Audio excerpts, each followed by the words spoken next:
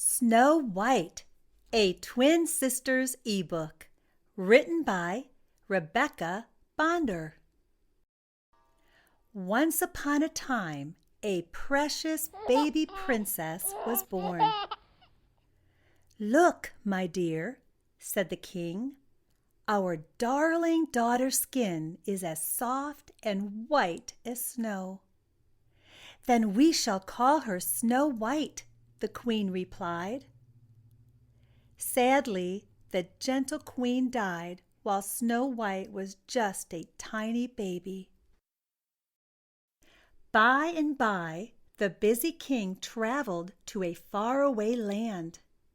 There he met an enchanting woman. "I will take her as my bride," the king decided, "and Snow White will have a mother." The king did not know that his new queen had an evil mind and a jealous heart. Years passed, and with each day Snow White grew more beautiful. The evil queen, who was jealous of every lovely creature, even animals, scowled and frowned whenever she saw Snow White. One day the queen found a magic mirror which always spoke the truth. "Mirror, mirror on the wall, who is the prettiest of them all?" she asked the mirror. "You are pretty, it is true, but Snow White is prettier far than you," the mirror answered. "No one is allowed to be prettier than I," declared the outraged queen. She called for her huntsman and ordered him to take Snow White into the woods and kill her. Snow White was frightened of the dark woods. She began to cry.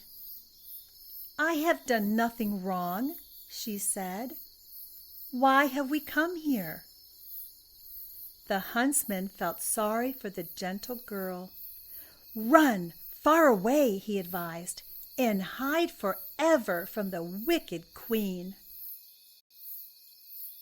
Snow White ran far into the woods. With only the light of the moon to guide her, she found a cottage. By now, Snow White was both hungry and tired, so she went inside for a bite of bread, a sip of water, and a soothing nap on one of the little beds. A few hours later, the 7 dwarfs who lived in the cottage arrived home. But Snow White was fast asleep and didn't hear them. "Who has eaten my little bread?" wondered one dwarf. "Who drank from my little cup?" asked another. "Who is this sound asleep in my little bed?" asked a third. With that, Snow White awoke. She was not at all frightened because she could see that the dwarfs were kind. She explained how cruel the queen had been to her and why she had run away. "You must stay with us," the dwarfs agreed, "for here you will be safe from harm." The cruel queen wasted no time consulting her magic mirror again. "Mirror, mirror on the wall, who is the prettiest of them all?"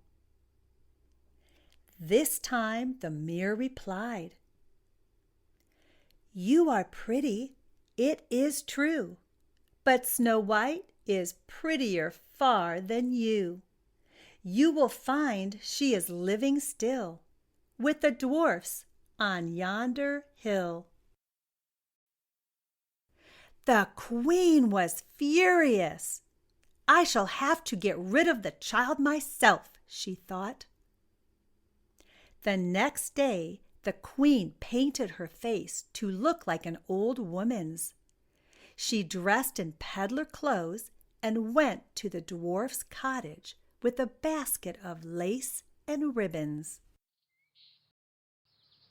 "Laces for sale," called the peddler woman. "Ribbons of many colors."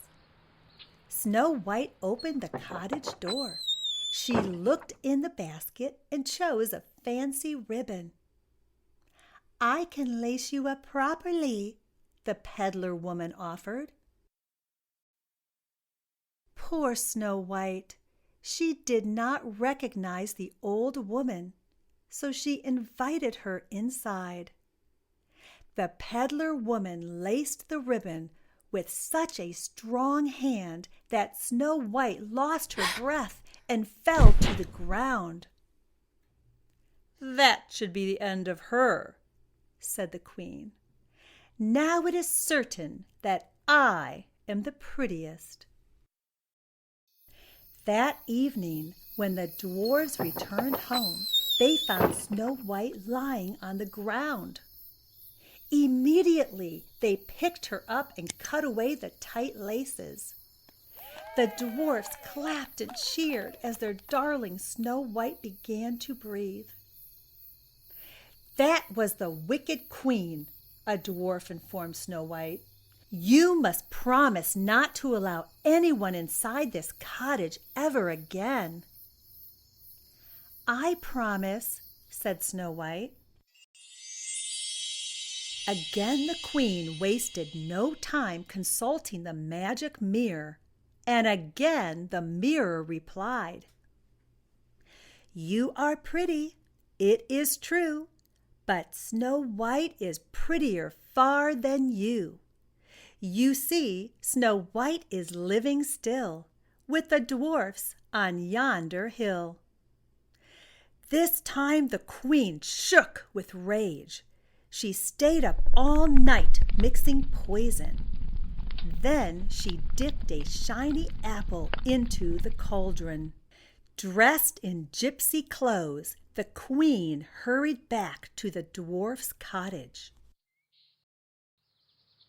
"Would you like to try one of my fine red apples?" asked the gypsy woman. "I can pass it to you through the window."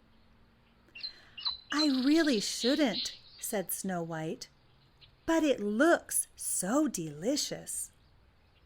Snow White reached for the apple and took a bite. The poison worked instantly.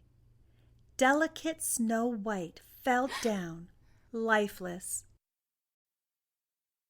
The Queen ran back to the palace and asked her mirror, "Mirror, mirror on the wall, who is the prettiest of them all?" The mirror replied, "What I tell you must be true. There is none as pretty as you." The Queen danced around the room, feeling quite satisfied that Snow White was dead at last. Snow White looked to be sleeping when the dwarfs found her, but they knew better. They quickly unlaced her ribbons and poured water on her, but still she did not open her eyes. At last the dwarfs gave up. Weeping, they placed the beautiful Snow White in a glass coffin and took it up the mountain. They stood watch over the coffin day and night. After a time, a young prince traveled up the mountain. He saw the beautiful Snow White and asked, "Who is this lovely young woman?" The dwarfs told Snow White's sad story to the prince. "I cannot bear to leave her," said the prince. "Please let me take her with me." The dwarfs were wise. They knew the prince's love for Snow White was true.